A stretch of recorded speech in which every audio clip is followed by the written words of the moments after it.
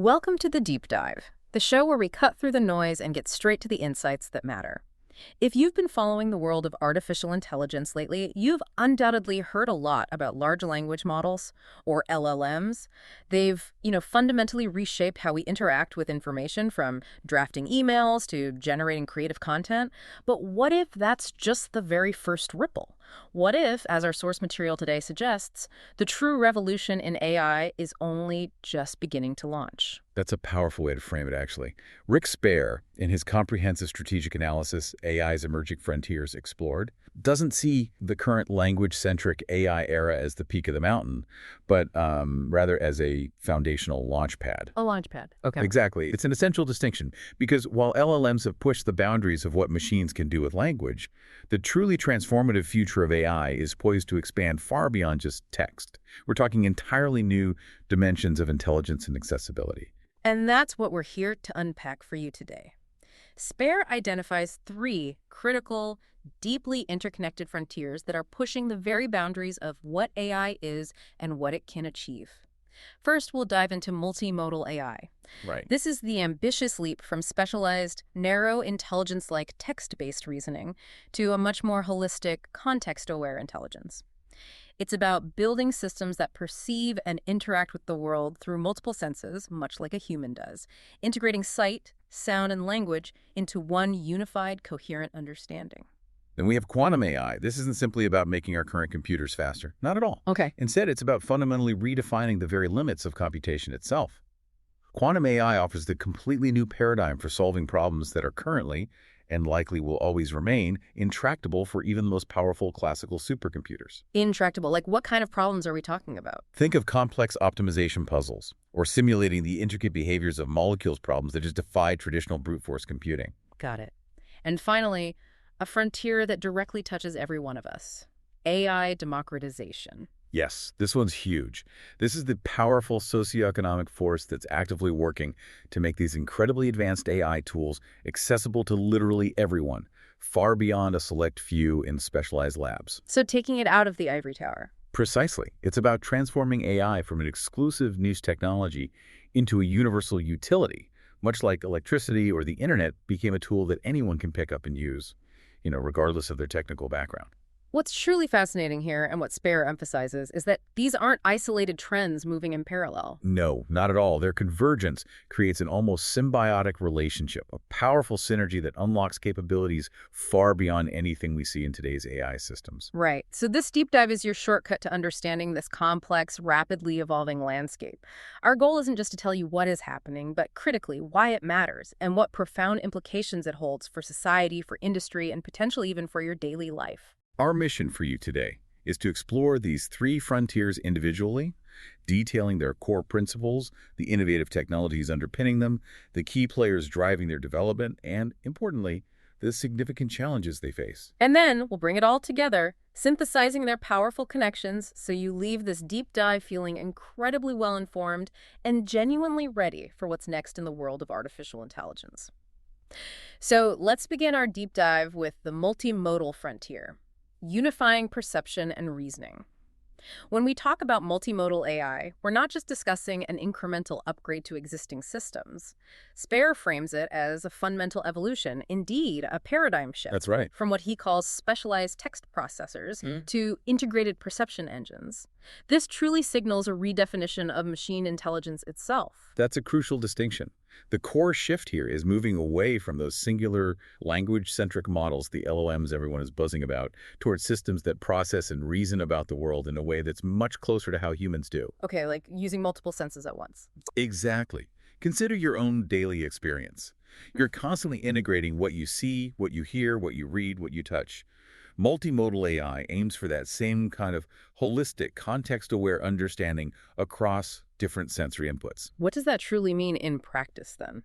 It means a single, unified AI system that isn't just capable of processing one type of data, but can simultaneously understand, reason about, and even generate information across multiple data types, or modalities as they're called. Modalities like text, images, sound. Precisely. Text, images, audio, video, even sensor data.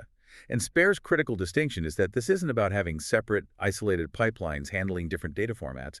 It's about integrated interpretation of all this heterogeneous data, creating a cohesive understanding. So it really is analogous to human cognition, where our various senses work together. It absolutely is. And it's important to clarify a common misconception that often blurs the lines in casual conversation.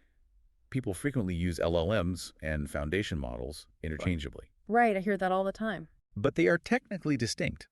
Large language models, LLMs, are primarily text processing systems, meticulously trained on vast amounts of linguistic data. They're optimized for tasks like translation, summarization, or content generation, specifically within the realm of language. Their architecture is largely dedicated to understanding and generating human language. Okay, so LLMs are language specialists. Pretty much.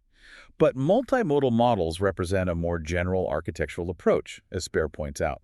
They are pre-trained on incredibly diverse, heterogeneous data sources. Meaning not just text. Exactly. Images, audio, video, the works. And they're designed from the ground up for cross-domain representation and adaptability. So it's less like a specialized tool designed just for text and more like a general-purpose computational framework. A framework that can understand concepts across different sensory inputs, allowing it to apply knowledge from one modality to interpret another. You got it. And the profound significance of this capability is immense. By intelligently cross-referencing and fusing information from these disparate sources, multimodal systems achieve a far more holistic and contextually aware understanding of a given situation. Which means better results. Much better. This integrated approach enables them to make deeper inferences, more accurate predictions, and human-like reasoning, which becomes absolutely crucial, especially in high-stakes environments where nuance and comprehensive understanding are paramount. That concept of high-stakes environments really resonates. Our source provides a vivid example from healthcare. Yes, the medical imaging one. Right. Imagine an AI model analyzing a chest X-ray for a potential respiratory condition. A traditional unimodal AI might only look at the image data in isolation. Which has limits. Exactly. But a multimodal system could analyze that X-ray alongside the patient's electronic health records, their lab results, their clinical notes, even their detailed medical history. Bringing all the pieces together. Precisely. By integrating all of that patient-specific, multi-source information, the system can distinguish between different respiratory conditions with far greater accuracy than if it relied on images alone. This moves AI beyond simple content generation to genuine understanding and interaction, potentially leading to earlier, more precise diagnoses and vastly improved patient outcomes. Okay, so moving from what multimodal AI is to how it actually works, let's talk about the architectural innovations behind these systems. Spare explains that while they build upon the foundational transformer architecture, Which is already powerful for language. right, known for its powerful self-attention mechanism, but adapting it for diverse data types isn't just about scaling up. It involves significant innovations to handle the complexity of multisensory input. Yeah, this is where it truly gets fascinating. The concept of a unified embedding space. This is a crucial innovation. Every single input, whether it's a spoken word, a specific patch of an image, or a segment of a sound wave, is first converted into a high-dimensional vector or embedding. Like a numerical fingerprint. Exactly like that. Think of these vectors as numerical fingerprints. The real magic happens during the training process, where the model adjusts its parameters so that these different vectors are mapped into a shared mathematical space. A shared space, meaning? Meaning in this space, concepts that are semantically related, regardless of their original modality, are represented similarly. They end up close together mathematically. That makes intuitive sense. So, to visualize this with the dog example from our source, the training process ensures that the vector representing the word dog is located mathematically very close to the vector representing a picture of a dog. And equally close to the sound of a dog barking. Ah, okay. So this alignment is precisely what enables cross-modal reasoning, allowing the model to understand the inherent relationship between, say, a spoken command and a corresponding visual scene. It means the AI can literally connect the dots between different senses. Exactly. So how do these systems actually combine information from these different senses once they're in that embedding space? Spare highlights 3 primary data fusion strategies, and the choice of which to use significantly impacts the model's performance and flexibility for different applications. Okay, what are they? First, we have early fusion, often called low-level fusion. This is the most straightforward approach. Features extracted from different sources, say visual features from an image and linguistic features from accompanying text, are simply concatenated or stuck together. Before processing? Yes, before they are fed into the main processing model. It's simple, but it can be rigid and might not fully capture the really complex, intricate interactions that occur between modalities. Got it. Simple, but maybe misses some nuance. What's next? Then there's intermediate fusion, also known as joint fusion. In this strategy, information from each modality is processed independently by its own specialized encoder first. Then, their representations are merged or fused at an intermediate layer within the model's architecture. So process first, then fuse deeper inside. Right. This approach offers greater flexibility because it allows the model to learn more intricate cross-modal relationships after some initial modality-specific processing has occurred. Okay, that sounds more flexible. And the third? And finally, late fusion, or decision-level fusion. Yeah. Here, separate, often independent models are trained for each modality. For instance, you might have one model for image recognition and another for natural language processing. The final prediction is then made by combining the individual outputs or decisions for each of these separate models. Combining the results at the very end. Exactly. This is particularly useful when the input modalities are highly uncorrelated or have vastly different structures, like combining structured financial data with unstructured news text, where their raw forms are very disparate. Okay, so early, intermediate, and late fusion. Different ways to mix the signals. Precisely. And conceptually, a typical multimodal AI system can be broken down into three main functional components, regardless of the specific fusion strategy chosen.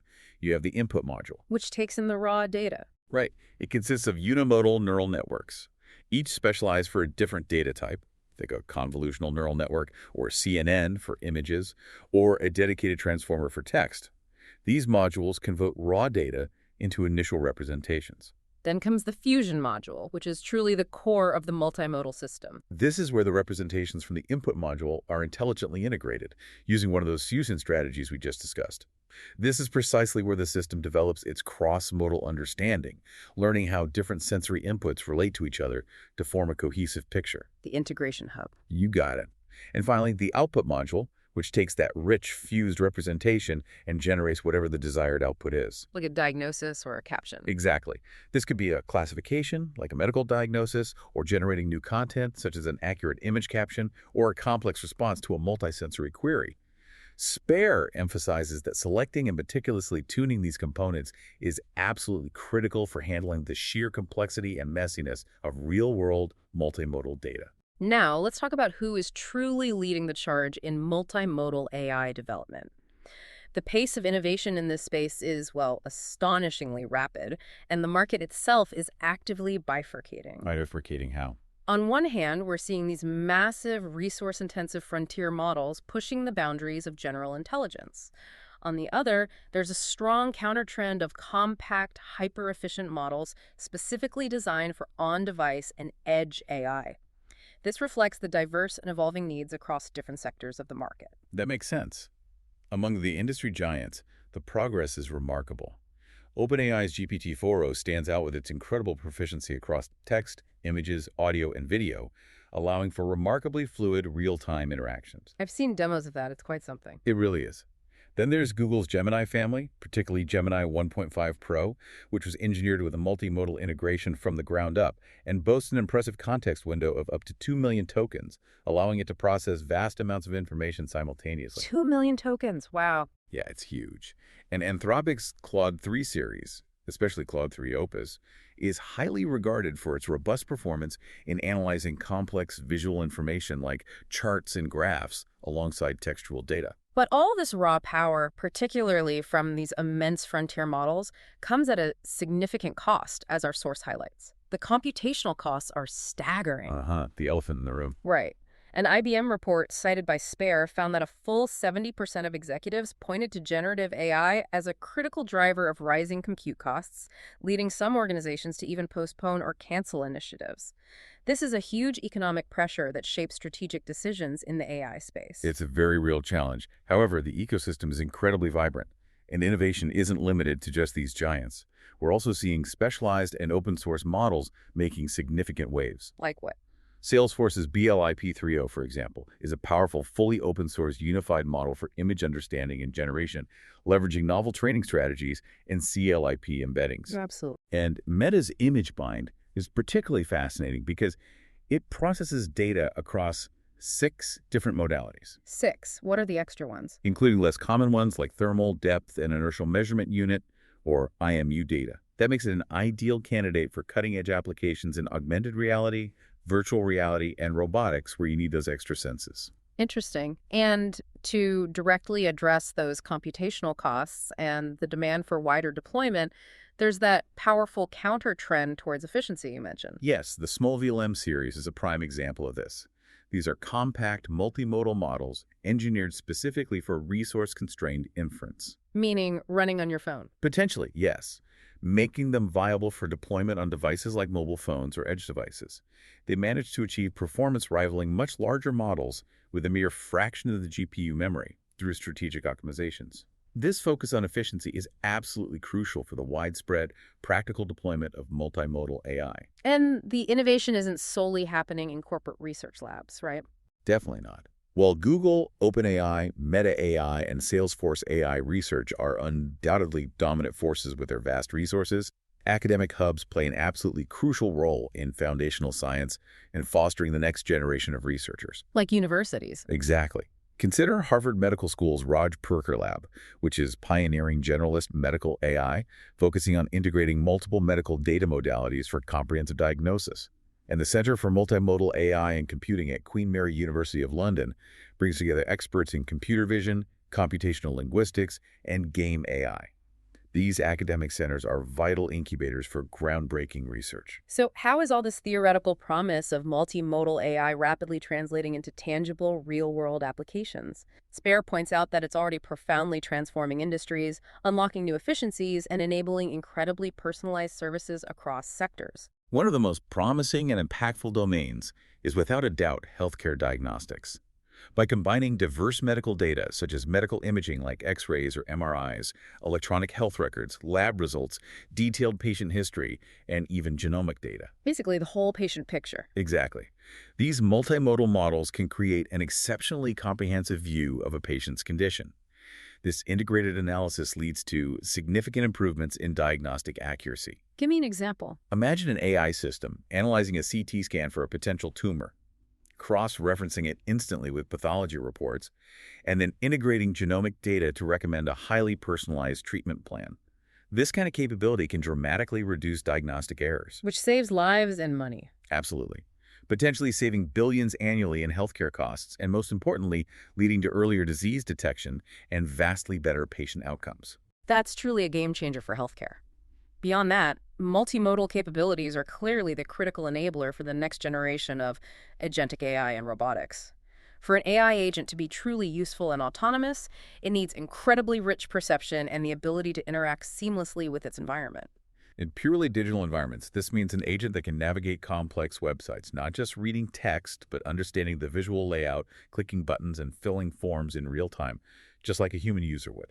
So like a super smart web assistant. Kind of. Yeah. And in the physical world, multimodal AI functions as the very robotic brain.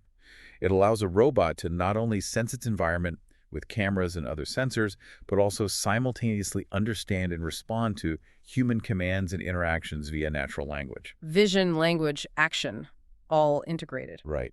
This fusion is absolutely essential for autonomous systems to perform complex tasks reliably and safely in dynamic, unpredictable real-world settings, such as navigating a factory floor or assisting in a home. The creative industries and content generation are also experiencing a profound revolution, aren't they? Oh, massively. Generative multimodal AI tools like Adobe Firefly and OpenAI's DALL-E 3 are empowering artists, designers, and marketers to create high-quality images and text effects from simple text prompts, dramatically accelerating creative workflows and enabling rapid prototyping of ideas. Turning words into pictures, basically. And much more. Platforms like Runway are truly democratizing sophisticated visual effects, empowering filmmakers and video editors with powerful AI tools for tasks like object removal, advanced motion tracking, and even generating video content from text or image inputs. It's making previously complex tasks accessible to a much wider range of creators. In the realm of enterprise and customer experience, multimodal AI is enhancing customer relationship management, or CRM, and personalizing user interactions in unprecedented ways. For instance, Salesforce's Einstein GTC integrates generative AI directly with customer data to create highly personalized content for sales outreach, marketing campaigns, and service interactions. Tailoring messages automatically. Yes. And for consumers, think about Amazon's Alexa Multimodal, which seamlessly combines voice commands with visual information displayed on screens. For example, it can display a recipe while simultaneously reading out the steps, or show product images as you discuss buying something. Making it more natural, more intuitive. Exactly. It makes interactions far more intuitive, effective, and natural for the user. Okay, as transformative as multimodal AI is, it's crucial to acknowledge that it's not without its challenges. Spare points out that the development and deployment of these systems are fraught with significant technical and ethical challenges. These aren't minor obstacles. No, they're fundamental hurdles. Right. They must be overcome to build robust, reliable, and truly responsible AI systems. On the technical side, data integration and quality stands out as a major barrier. Yeah. Real-world multimodal data is inherently messy, inconsistent, and often plagued by quality degradation. Think corrupted video files, blurry images, or muffled audio. Garbage in, garbage out, basically. To some extent, yes. There's also the immense challenge of temporal alignment, ensuring that audio and video streams, for example, are synced down to the precise millisecond. And critically, the sheer complexity of data annotation for multimodal data is incredibly time-consuming and expensive, often requiring specialized tools and highly trained domain experts. Labeling all that diverse data must be a nightmare. It's a huge task. These models must also be robust enough to perform reliably, even with incomplete or noisy data, which is common in real-world scenarios. And as we touched on earlier, computational cost remains a huge factor. Training and deploying these large-scale multimodal models is incredibly intensive. It needs massive processing power. Exactly, demanding multiple large neural networks and specialized hardware like GPUs or TPUs. The IBM report finding 70% of executives citing generative AI as a critical driver of rising compute costs, and a significant portion even postponing or canceling projects due to these expenses, really underscores the immense economic pressure this frontier presents. It's a major barrier to entry for many organizations. Absolutely.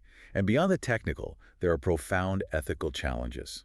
Bias amplification is described by Spare as a unique and insidious ethical risk. What does that mean exactly? Bias amplification. What this means is that biases already present in individual modalities, like gender stereotypes in text or racial biases in image datasets, can be compounded when these modalities are fused within a multimodal system. So it gets worse when you combine them. It can, yes. This doesn't just add them together, it can create complex interacting patterns of discrimination that are significantly harder to detect and mitigate. For example, a bias learned from text data could lead a model to misinterpret a neutral image, creating a reinforced feedback loop of prejudice. Wow, that's subtle and dangerous. It is. This demands a multifaceted approach, meticulously examining both the source data and emergent biases that arise from the interaction between modalities. And of course, privacy and accountability are massive concerns. Multimodal systems process vast amounts of highly personal data, images, voice, text, location data. Which raises serious privacy issues, particularly the risk of cross-modal inference, where information from one modality is used to infer sensitive attributes in another. Like figuring out where I live from my photos and chats. Potentially, yes.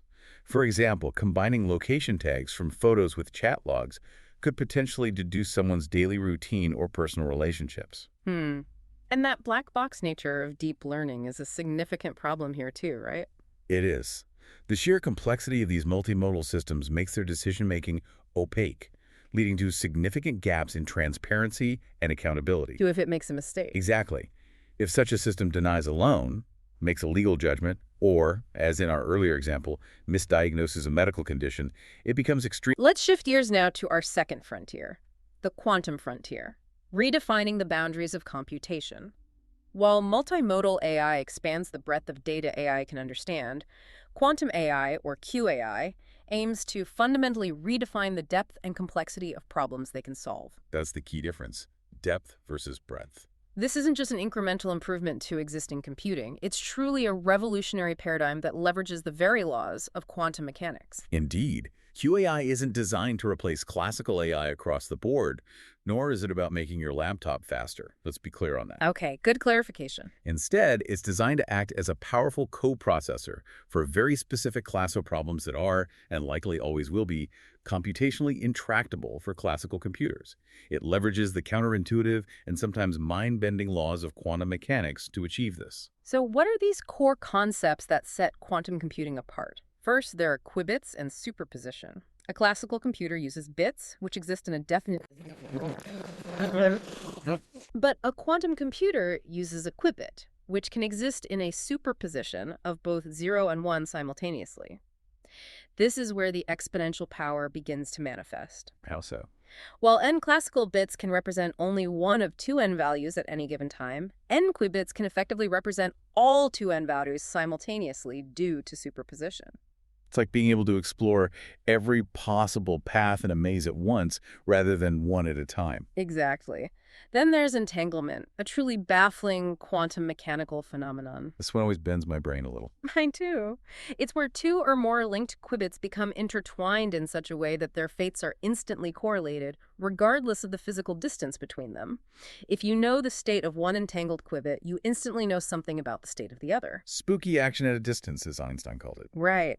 When combined with superposition, entanglement creates these incredibly complex, high-dimensional computational spaces, dramatically amplifying the processing power and allowing quantum computers to tackle problems with an exponential increase in possibilities. The ultimate aspiration here, according to Spare, is to achieve quantum advantage.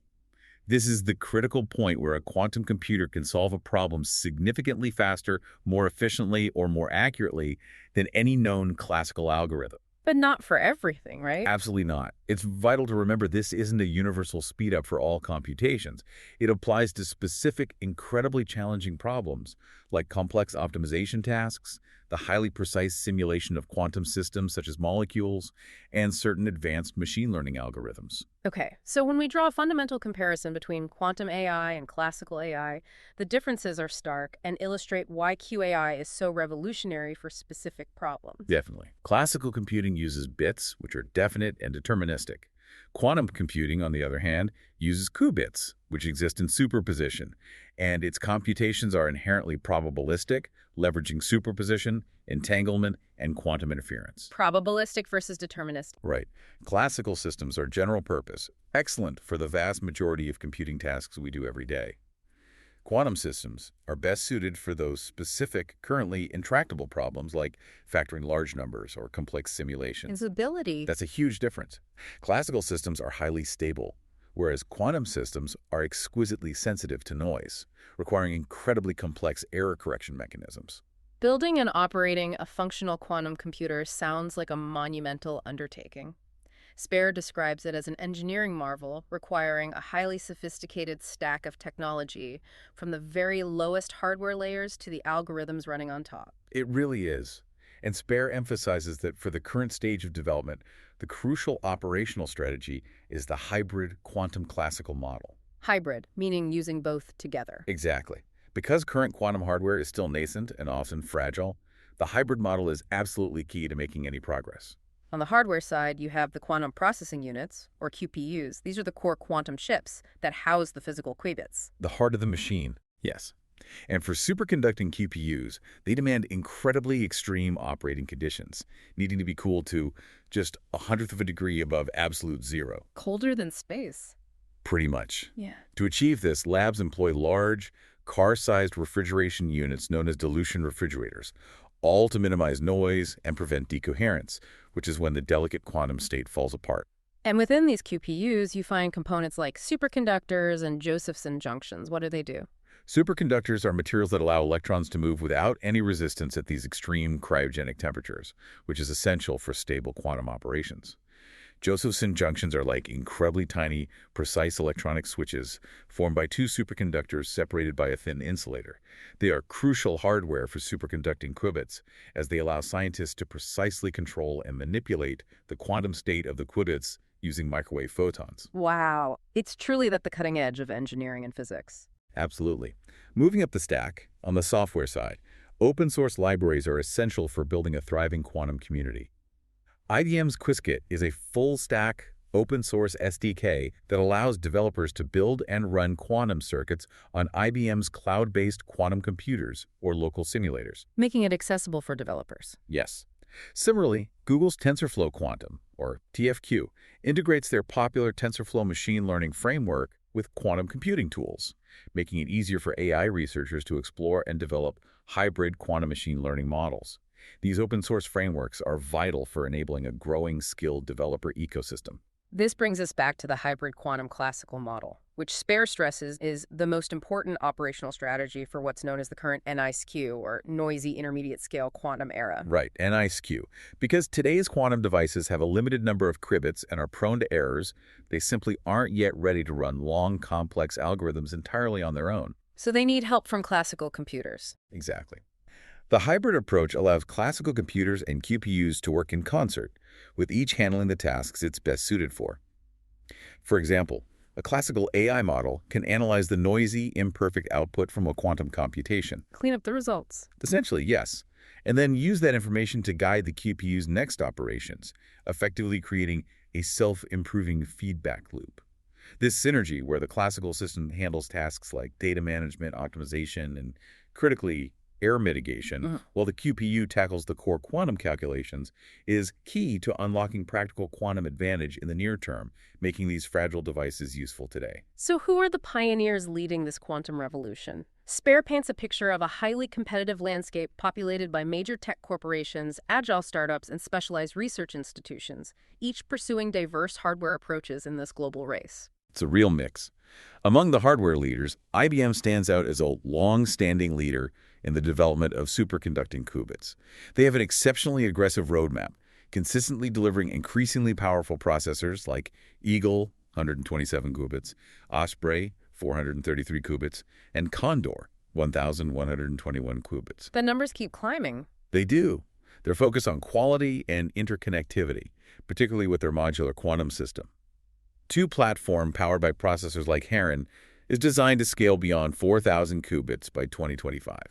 This is considered a critical step toward fault-tolerant machines. And Google Quantum AI is IBM's primary competitor in the superconducting space. They famously achieved quantum supremacy with their Sycamore processor, Yeah, that made huge headlines. demonstrating its ability to perform a specific computational task far faster than any classical supercomputer. That landmark achievement certainly sparked intense debate and significantly accelerated global interest and investment in quantum computing. Then there's Microsoft, which is taking a distinctly higher risk but potentially higher reward path by focusing on topological qubits. Topological. What's different about them? The theory behind these is that they are inherently more stable and resistant to noise compared to other qubit types, which could significantly simplify the daunting challenge of error correction. Microsoft announced a significant breakthrough in February 2025 with their Majorana 1 QPU, which is the first chip of its kind based on topological principles. If successful, this technology could truly leapfrog competitors by offering a more robust foundation for scaling quantum computers. A potential game changer, but high risk. Exactly. Beyond these hardware giants, there's a vibrant ecosystem of innovative research and application specialists who are focused on making quantum technology genuinely useful today. Quantinuum, which is a merger of Honeywell Quantum Solutions and Cambridge Quantum. I've heard of them. They're a leader in trapped ion quantum computers and are actively developing hybrid quantum AI solutions. Their generative quantum eigensolver, or GQE, also known as GenQI, is a fascinating example. It uses a classical transformer AI to learn from and guide a quantum computer to solve incredibly complex molecular energy problems, far more efficiently than by brute force, showcasing the power of that hybrid model in action. So AI helping quantum solve science problems. Precisely. And the collaboration between Pascal and Quibbit Pharmaceuticals provides a tangible, real-world application of quantum computing in drug discovery. Using Pascal's neutral atom quantum computer, their hybrid algorithm can accurately model intricate processes like protein hydration and ligand-protein binding. Which helps find new drugs faster. Exactly. This capability significantly accelerates the identification of promising new drug candidates, demonstrating how even near-term quantum devices can provide immense value by tackling specific problems that are too difficult for classical computers alone. So, with all this groundbreaking technology, what kind of problems can quantum AI actually solve? Spare emphasizes that its true promise lies in tackling problems that are computationally intractable for classical computers. These often involve simulating quantum systems directly or finding optimal solutions from an exponentially vast number of possibilities. Drug discovery and material science are arguably the most natural and promising applications for quantum computing. Classical computers struggle enormously to accurately simulate molecular behavior at the quantum level, precisely because molecules are quantum systems. You need a quantum computer to simulate quantum mechanics. Makes sense. Right. Quantum computers, however, are perfectly suited for this. They can model complex molecular interactions with unprecedented accuracy, predicting, for example, a drug's binding affinity or the stability of a novel material. This capability could dramatically reduce the time and cost of drug discovery and accelerate the development of revolutionary new materials for things like advanced batteries, efficient solar cells, or next-generation catalysts. Huge potential there. What about finance? Financial services is another prime candidate for quantum disruption, primarily due to its reliance on complex modeling and optimization problems. Quantum algorithms can enhance risk modeling by performing Monte Carlo simulations, a powerful computational technique that uses random sampling to model complex systems and their outcomes exponentially faster than classical methods. Meaning better risk analysis. Much better and faster.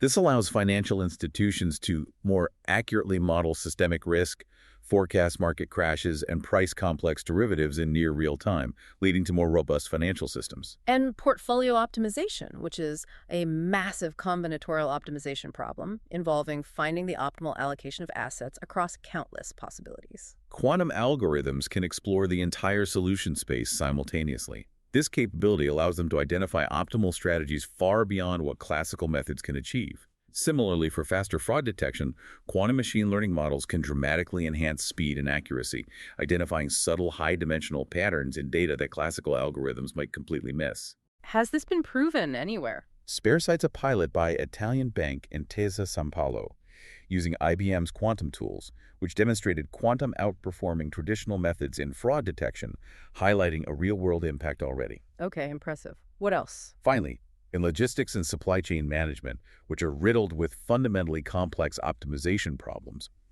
QAI can be applied to challenges like the classic traveling salesman problem on a truly massive scale. Like optimizing delivery routes. Exactly. Think about optimizing routes for vast delivery fleets, or fine-tuning inventory and scheduling across global supply chains. Quantum optimization algorithms have the potential to find higher quality solutions much faster than classical heuristics, leading to significant efficiency gains and cost savings. Okay, despite this immense potential and the exciting applications we've discussed, Spare stresses that QAI is still a deeply immature technology. This means that progress is happening along two distinct but parallel and interconnected tracks, one constructive and one with profound, potentially destructive implications. This dual-track race. Explain that again. It involves, on one side, a constructive race to achieve practical quantum advantage, or PQA. This is the point where a quantum system can solve an economically relevant problem better, faster, or cheaper than any classical method. The positive side. Right, but then there's the destructive race. Spare emphasizes that progress on the constructive track directly accelerates the destructive one, and that's the existential threat quantum computing poses to modern cryptography. The code-breaking potential. Exactly. The primary technical hurdles holding back PQA are formidable. First, qubit stability. Qubits are exquisitely sensitive to their environment, meaning even the slightest vibration or stray electromagnetic field can cause them to decohere and lose their quantum state, leading to errors. They're very fragile. Incredibly so. Building stable processors with enough high-quality, long-lasting qubits is a monumental engineering challenge. And because errors are inevitable in current quantum systems, quantum error correction, or QEC, is absolutely essential for building fault-tolerant computers. Fixing the errors as they happen. Essentially, yes. But current QEC schemes are highly resource-intensive, often requiring hundreds or even thousands of physical qubits to create a single, stable, logical qubit. Imagine needing a massive team of delicate engineers to keep just one light bulb perfectly steady and glowing amidst a hurricane. This makes QEC a major bottleneck for scaling quantum computers. That sounds incredibly inefficient. It is, currently, and the economic costs of advancing quantum computing are also immense. The physical infrastructure requires highly specialized, custom-built hardware, and extreme operating conditions. We're talking about dilution refrigerators that cool processors to temperatures colder than outer space. Which makes it incredibly expensive. Orders of magnitude more expensive than classical data centers. This is a significant barrier to entry and is a major contributor to the rising compute costs across the entire AI landscape, even for major corporations. Perhaps the most urgent and profound implication of the quantum frontier is the cybersecurity threat, often ominously referred to as the quantum apocalypse. Yet this is the one that keeps security experts up at night. The vast majority of public key encryption algorithms that protect virtually all modern digital communication, think secure websites, HTTPS, financial transactions, and classified government data, rely on the mathematical difficulty of factoring extremely large numbers for classical computers. A problem classical computers are bad at. Exactly. It would take classical supercomputers billions of years to solve. But here's where it gets truly concerning. A sufficiently powerful quantum computer running Shor's algorithm Could theoretically break this encryption with ease, rendering widely used systems like RSA and ECC obsolete in a matter of minutes or seconds. That's terrifying. It creates a chilling harvest now, decrypt later scenario, where sophisticated adversaries can intercept and store vast amounts of today's encrypted data, fully expecting to decrypt it later once a capable quantum computer becomes available. The data you send today could be compromised years from now. So what's the solution? This imminent threat has triggered a global imperative to develop and deploy post-quantum cryptography, or PQC. These are entirely new encryption standards designed specifically to be secure against both classical and future quantum attacks. Quantum-proof encryption. Essentially, governments and standards bodies worldwide are now mandating a transition to PQC to protect critical infrastructure and sensitive data. So organizations face a critical strategic tension. They must invest in QAI to be competitive and explore its potential, while simultaneously making massive defensive investments in PQC to survive the disruptive fallout and maintain their cybersecurity integrity. That brings us to our third and final frontier, the democratization frontier, scaling innovation and access. While multimodal AI pushes technological boundaries in understanding the world, and quantum AI aims to redefine the very limits of computation. Democratization is about access. Right. AI democratization is a powerful socioeconomic force that's fundamentally reshaping who can access and benefit from these incredible capabilities. It's about transforming AI from an exclusive niche technology into a widely accessible, user-friendly utility. This core idea is about systematically breaking down the traditional barriers that historically made advanced AI exclusive. We're talking about dismantling the high costs associated with AI development, eliminating the stringent need for specialized coding skills, and expanding access to the massive data and computing power that were once only available to elite labs and tech giants. Opening it up to everyone. Exactly. It's truly about opening up the technology to a much broader, more diverse audience. Spare identifies three key imperatives that are powerfully driving this movement. First, enhancing access. This involves creating intuitive, user-friendly interfaces, particularly through no-code and low-code platforms, which empower individuals without a background in data science or programming to build, train, and deploy sophisticated AI models. This broadens the base of potential innovators significantly. Making AI building tools easier to use. Exactly. Second, reducing cost. This imperative is largely fueled by the incredible proliferation of open-source software, which is free to use, modify, and distribute, preventing technology from being locked behind proprietary walls. Open source is huge here. It is. Coupled with this are increasingly affordable, on-demand cloud computing services, which eliminate the need for colossal upfront hardware investments, making powerful AI compute accessible to almost anyone. And third, bridging knowledge gaps. This is about actively spreading AI literacy and know-how through widely available educational resources. Think online courses from platforms like Coursera and Udacity, hands-on workshops, and robust collaborative open-source communities like Stack Overflow. This comprehensive approach empowers a much larger and more diverse group of people to not just use AI, but truly understand and adapt it to their needs. The democratization of AI is powered by a rich and rapidly evolving ecosystem of tools and platforms, each catering to diverse users, from professional developers to business analysts and creative artists. So what's in this toolkit? A primary driver for non-technical users are the no-code, low-code platforms, which elegantly abstract away programming complexity with highly visual drag-and-drop interfaces. Like building with digital Legos. Kind of, yeah. Within this, we have automated machine learning, Or AutoML platforms like Google AutoML and DataRobot fundamentally automate many of the intricate steps involved in building machine learning models, from feature engineering and model selection to hyperparameter tuning. So the platform does the heavy lifting. Exactly. This means that business analysts, for example, can now create high-quality predictive models with minimal effort, focusing on the business problem rather than the underlying code. Then there's workflow automation. Tools such as Microsoft Power Platform, Zapier, and Levity are enabling users to build intelligent workflows that seamlessly integrate AI into their daily business processes. Imagine setting up an automated workflow that sorts incoming customer support emails, uses natural language processing to extract key information, and then automatically routes them to the appropriate department, all without a single line of code. This dramatically streamlines operations. That sounds incredibly useful for businesses. It is. And for content and app creation, there's a revolutionary new wave of no-code tools tailored for creative and entrepreneurial tasks. Jasper AI assists marketers in generating compelling ad copy and blog posts. Runway provides powerful AI-powered video editing tools for creatives. We mentioned Runway earlier with multimodal. Right, it fits here too. Enabling sophisticated visual effects previously requiring expert knowledge. And platforms like Bubble allow entrepreneurs to build entire web applications with integrated AI features through simple plugins, rapidly accelerating the prototyping and launch of new digital products. So non-coders can build AI-powered apps. Essentially, yes, a foundational pillar for AI democratization, preventing technology from being locked behind proprietary walls, is algorithm democratization through open source software. Back to open source. Absolutely central. Core libraries like Google's TensorFlow, Meta's PyTorch, and scikit-learn are the workhorses of modern machine learning, providing robust, well-documented, and completely free tools for developing and deploying various machine learning models. And then we have model hubs like Hugging Face, which have become central repositories for thousands upon thousands of pre-trained models. Developers can freely download and fine-tune these models, dramatically reducing the time and computational cost required to build sophisticated AI applications from scratch.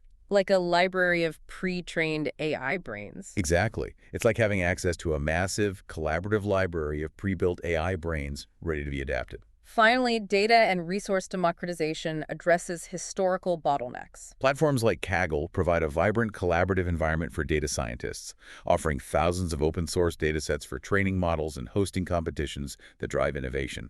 And services like Google Colab have been transformative by offering free access to powerful GPUs in the cloud, democratizing access to high-performance computing, and enabling students, researchers, and under-resourced institutions to train complex deep learning models that would otherwise be out of reach. These categories, from open-source libraries to no-code app creation, truly illustrates the breadth of this empowering ecosystem. So who is actively shaping this democratized AI market landscape? Spare observes a dual-pronged development where both established tech giants and agile startups are powerfully driving AI accessibility. It's not just one or the other. Right. The tech giants, with their massive reach, play a pivotal role by integrating AI directly into their existing platforms, making advanced technology available to millions of users with a remarkably low learning curve. Think about Google, for example, with its ubiquitous TensorFlow library, its Vertex AI platform, and its AutoML services. Or Microsoft, which has integrated its Copilot AI directly into Office 365 and offers its comprehensive Azure AI services. Amazon with AWS AI, IBM with Watson. Exactly. These companies are making AI ubiquitous by embedding it into the tools and services that millions already use every day. But alongside these giants, innovative startups are crucial for filling niche markets and catering to the specific needs of non-technical users. Definitely. Companies like Databricks offer a unified platform for data engineering, data science, and machine learning, streamlining the entire data lifecycle. And Uzard is an AI-powered design platform that can translate hand-drawn sketches directly into functional app designs and code. From napkin sketch to app? Pretty much. Significantly speeding up the prototyping process for designers and developers. That's cool. And then there's specialized business solutions. DeepL provides incredibly accurate AI translation services, significantly outperforming many traditional tools. MoveWorks offers conversational AI designed to automate internal IT support, resolving employee issues faster and more efficiently. These startups brilliantly demonstrate the vast market for AI tools that solve specific, tangible business problems, often for users who may not even realize they're interacting with AI. This leads us to a profound implication of AI democratization. the future of work and innovation, augmentation at scale. Spare makes a very important point here, countering some common fears. AI democratization is fundamentally changing work, primarily through widespread augmentation, not mass job replacement. This is truly a crucial point that can't be overstated. It's about empowering people, not making them redundant. So, AI as a tool, not a replacement. Exactly. It's about empowering a new middle class of innovators. By dramatically lowering costs and technical barriers, AI is becoming accessible to small and medium-sized businesses, nonprofits, lean startups, and even individual domain experts who previously couldn't afford or build their own AI solutions. Give me an example. Imagine a small local bakery using an affordable no-code AI tool for demand prediction to optimize inventory and reduce waste. Or a local nonprofit leveraging AI-powered tools to analyze thousands of community feedback comments, uncovering insights for better program design. This shift allows agility and deep domain knowledge to challenge the traditional advantages of scale, fostering a far more diverse and resilient innovation ecosystem. So it's about augmenting the workforce, not replacing it wholesale? Precisely. AI is proving to be incredibly effective at automating mundane, repetitive, and often tedious tasks, thereby freeing human workers for activities that require creativity, critical thinking, emotional intelligence, and complex problem solving. Like what? For example, AI-powered chatbots can handle the vast majority of routine customer inquiries, allowing human agents to focus their energy on complex issues requiring empathy and nuanced judgment. Similarly, AI-driven inventory management can free up retail staff to engage in more valuable, customer-facing activities. This leads to increased productivity, often higher quality work, and a potential for greater job satisfaction as people focus on more meaningful tasks. And what does this mean for IT departments? This widespread augmentation also prompts a significant evolution in the role of traditional IT departments. Their role is shifting from being centralized gatekeepers of technology to becoming strategic enablers of distributed innovation. So less gatekeeping, more enabling.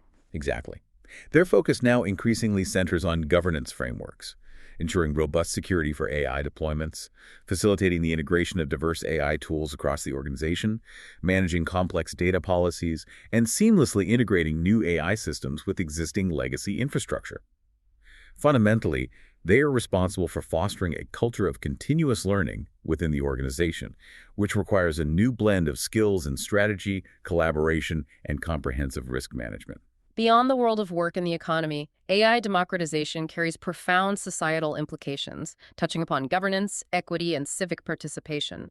One of the most transformative long-term applications Spare highlights is in enhancing democratic governance and deliberation. How could it do that? He suggests it could genuinely revitalize democratic processes by solving the age-old challenge of deliberation at scale. Imagine large language models analyzing thousands of open-ended public comments submitted through town halls, surveys, and online forums, synthesizing their depth and nuance in a way that was previously impossible. Making sense of huge amounts of public feedback. Exactly. This capability could help policymakers gain a richer, more human understanding of public sentiment, the underlying values, and the complex trade-offs citizens are willing to make on critical issues. Are there real examples of this? Spare provides specific city examples. Fort Collins, Colorado, used AI analysis on 4,000 public responses about land use planning, which significantly helped transform a previously polarized debate into a more consensus-driven discussion. Similarly, in Los Angeles, after the 2025 wildfires, AI was used to analyze over 1,000 detailed resident responses, extracting clear, actionable insights on housing and resilience that reflected broad lived experiences. But this powerful potential introduces a critical paradox, as Spare cautions. The tension between using AI for genuine public wisdom versus what he calls participation washing, creating the illusion of consultation without true engagement. The risk of it being just for show. Right.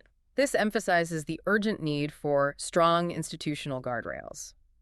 Absolute transparency in how AI is used to process public input, independent audits of the AI's analysis, and a clear, unwavering commitment from policymakers to genuinely link public input to policy outcomes.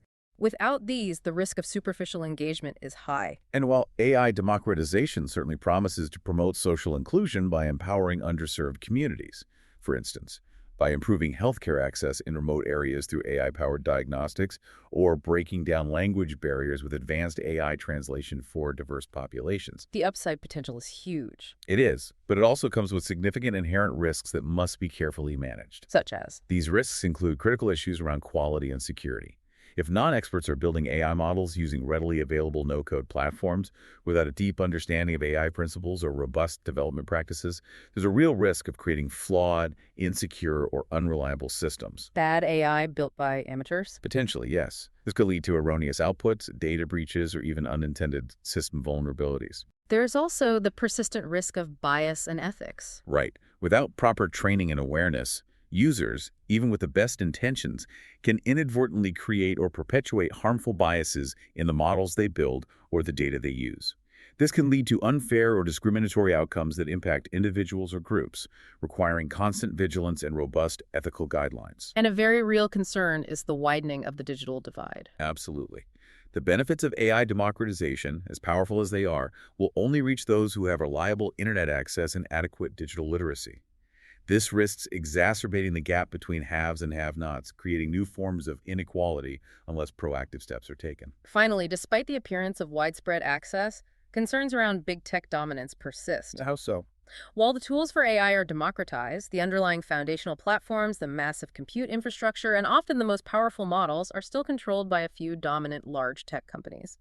This raises legitimate concerns about market concentration and potential gatekeeping. Requiring concerted effort from policymakers, educators, and tech providers to establish strong ethical guidelines, promote widespread AI literacy, and ensure a truly equitable distribution of benefits across society. Okay, now for the strategic synthesis. Spare reiterates that these three frontiers, multimodal AI, quantum AI, and AI democratization, are distinct and operating on different timelines, but their trajectories are powerfully intersecting, dramatically amplifying their individual impacts. They're not separate silos. No. He clearly identifies a clear maturity gradient that should guide strategic investment and adoption decisions. As he points out, chasing quantum today might be a significant misallocation of resources for most organizations, while simultaneously ignoring multimodal AI and the forces of democratization would be a critical, perhaps fatal error. That's a key takeaway. Let's break down that gradient. Multimodal AI is currently the most mature and commercially viable of the three. It's already in widespread use with powerful models like GPT-4o and Gemini, and there's a rich and rapidly expanding ecosystem of tools and applications built around it. So it's ready for prime time, mostly. Pretty much. The primary challenge here isn't the technology's existence, but its production readiness. Moving from impressive demonstrations to building robust, reliable, scalable, and ethically sound enterprise systems. For multimodal AI, the hype is largely backed by tangible capabilities and a clear path to near-term return on investment. And AI democratization isn't a discrete technology, but rather a powerful, ongoing market force that's reshaping the entire landscape. Its maturity is high in terms of the sheer availability and accessibility of tools, and its commercial viability is unequivocally proven by its rapid adoption across small and medium-sized businesses, as well as large enterprises. The challenges here are less about the technology itself and more about effectively managing those second-order effects. Ensuring proper governance, addressing security concerns, upskilling the workforce, and navigating the broader societal risks we discussed. Got it. Then there's quantum AI, which is by far the least mature frontier, but undeniably holds the highest potential for long-term fundamental disruption. High potential, but still early days. Right. Its near-term commercial viability is still highly limited, primarily to specialized research and highly constrained hybrid model applications.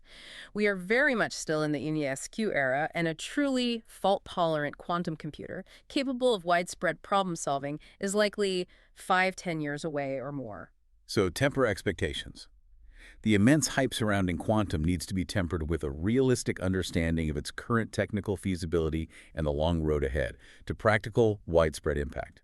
These distinctions across technological maturity, near-term commercial viability, primary risk factors, and their 5-year investment outlook are crucial for any strategic assessment. So what truly happens when these three frontiers converge? Speer argues that it creates an incredibly powerful feedback loop where each trend profoundly accelerates and enhances the others, leading to capabilities that are difficult to fully imagine today. The sum is greater than the parts. Exactly. The ultimate endpoint, he suggests, is powerful AI accessed as an invisible, intuitive utility, seamlessly integrated into every aspect of our lives. The most immediate synergy will be the democratization of multimodal AI. As no-code and low-code platforms become more sophisticated and robust, they will empower non-technical users to easily build powerful multimodal applications. Like, Imagine a small e-commerce business without a team of data scientists creating an advanced visual search tool with a simple drag-and-drop interface. Or a doctor building a custom diagnostic aid that correlates patient photos with symptom descriptions and voice recordings. This widespread accessibility will unlock a long tail of niche applications and solutions that we can't even conceive of today. and the synergy between classical AI and quantum computing is bidirectional and profoundly impactful, leading to what Speer calls quantum accelerated AI. Bidirectional, meaning it goes both ways. Yes, in the near term, classical AI is actually essential for making quantum computers practical. AI algorithms are being used today to design more efficient quantum circuits, optimize the incredibly delicate control of qubits, and perform the complex, computationally intensive error correction needed for noisy quantum hardware. So classical AI helps quantum achieve its potential. Right. Looking further ahead, their relationship reverses.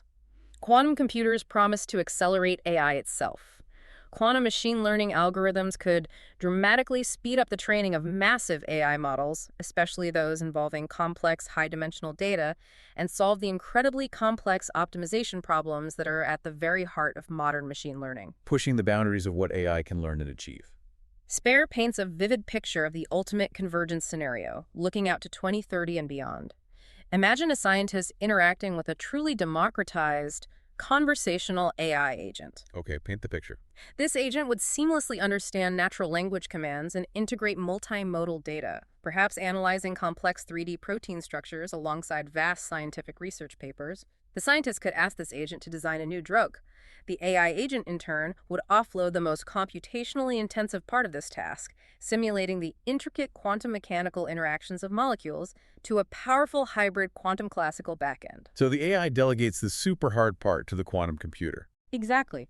The quantum processor in this backend would efficiently solve this currently intractable simulation, feeding the precise results back to the AI agent.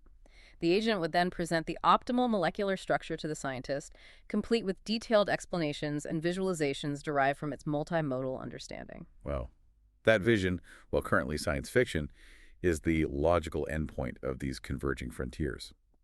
Speer suggests that the greatest business opportunity in this future may lie not in building the best individual AI models or quantum hardware, but in creating the orchestration platforms and middleware that manage this immense complexity and deliver integrated intelligence as a simple, reliable, and intuitive service to the user. The plumbing that connects it all. Kind of, yeah.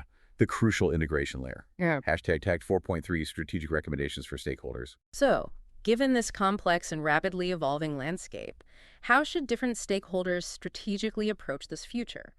Speer offers clear, tailored, and forward-looking recommendations for each key group, emphasizing that navigating this landscape successfully requires informed decisions that balance near-term opportunities with long-term strategic positioning. Okay, let's break down the advice. For technology leaders like CTOs and CIOs, the immediate advice is to prioritize multimodal integration. Focus there first. Yes, this is where they will find the most significant near-term competitive advantage right now by leveraging AI that can understand and interact with the world in a more human-like way. They should also build a hybrid, multi-model infrastructure. What does that mean? It means designing flexible IT architectures that can support diverse AI models, proprietary, open source, specialized to avoid vendor lock-in. A hybrid cloud strategy is key here for managing escalating compute costs. And quantum. Crucially, they should initiate quantum exploration by establishing a small, dedicated team to explore hybrid quantum classical algorithms on high-value, industry-specific problems. Not for immediate ROI, but to build institutional knowledge and prepare for future breakthroughs. Dip a toe in the water. Exactly. And, perhaps most critically, they must accelerate the PQC transition. The threat from quantum code breaking is real and urgent. Technology leaders need to begin comprehensive audits of their cryptographic systems immediately and develop an aggressive roadmap to transition to post-quantum cryptography standards to protect their data from future quantum attacks. Don't wait on the security front. Okay, what about investors, VCs, and PE firms? The recommendation is to invest in the democratization ecosystem with a near-term focus. This means targeting startups that provide tangible, vertical-specific solutions for small and medium-sized businesses and enterprise users with clear revenue paths and large addressable markets. Find the practical application. Right. They should also target the multimodal picks and shovels, investing in companies that are solving the underlying, often messy problems that enable multimodal AI, such as data annotation, data quality assurance, bias detection, and tools for ethical AI governance. The enabling technologies. Exactly. And for quantum, the advice is to approach quantum with a long-term strategic lens. This means viewing it as a high-risk, long-horizon investment. Investors should focus on companies building critical enabling technologies for the hybrid, stack-like advanced control software, error correction solutions, or novel interconnects, or those with highly credible plans for achieving practical quantum advantage in a very specific high-value niche. Patience and focus are key for quantum investors. Finally, for policymakers. The advice is to develop nuanced AI governance. This means moving beyond generic principles to create robust frameworks specifically tailored for multimodal AI. Such frameworks must address unique risks like bias amplification, cross-modal privacy concerns, and fundamental issues of transparency and accountability in complex AI systems. Specific rules for specific risks. Yes. They should also foster the democratization ecosystem through strategic public investment in AI education, digital literacy programs, and support for open-source research. This ensures a broad distribution of AI benefits and actively works to mitigate the digital divide, promoting equitable access. And manage the quantum race. Proactively manage the dual quantum race by playing an active role in both its constructive aspects, funding public-private partnerships for quantum applications, and its destructive aspects, mandating and standardizing the PQC transition across critical infrastructure to safeguard national security and economic stability. #outro. What an incredible journey we've taken today, exploring the profound perceptual depth of multimodal AI, the revolutionary computational power promised by quantum AI, and the expansive, empowering reach of AI democratization. Yeah, it's a lot to take in. It really is. These are not merely isolated trends. They are interconnected vectors that will collectively shape the very next generation of intelligence, redefining what machines can understand, compute, and empower us to achieve. Multimodal AI is already rapidly transforming how machines perceive and interact with the world, moving them towards a holistic understanding that mirrors the richness of human cognition. And AI democratization is dramatically amplifying this impact. Putting powerful tools into more hands. Exactly. Putting incredibly powerful tools into the hands of a diverse new generation of innovators, profoundly augmenting the human workforce and creating unprecedented opportunities for economic growth and far-reaching social progress. And on a longer, more distant horizon, quantum AI promises to shatter the existing boundaries of computation, offering a pathway to solving some of humanity's most complex and fundamental problems in fields ranging from advanced science to industrial optimization. But this transformative journey across these frontiers isn't without its significant challenges and even perils. It brings with it profound technical hurdles, immense economic costs that require careful consideration, and complex ethical dilemmas. From bias amplification. Right, the subtle but powerful amplification of biases within multimodal systems. The huge cybersecurity threat. Yes, the urgent, existential threat quantum computing poses to our global cybersecurity infrastructure. Successfully navigating this future will require far more than just technological prowess and engineering genius. It will demand strategic foresight from leaders across every sector, prudent and measured risk-taking from investors, and wise, proactive governance from policymakers around the globe. The organizations and societies that can effectively balance the relentless pursuit of innovation with a deep and unwavering commitment to responsible, ethical, and equitable development will ultimately be the ones that truly lead and thrive in the transformative era of intelligence that lies ahead. We encourage you, our listeners, to reflect on where you see these powerful trends emerging in your own life or work, and maybe to consider what steps you might take to be a part of this evolving and impactful future. It's definitely something to think about. Thank you for joining us on this deep dive. We'll see you next time.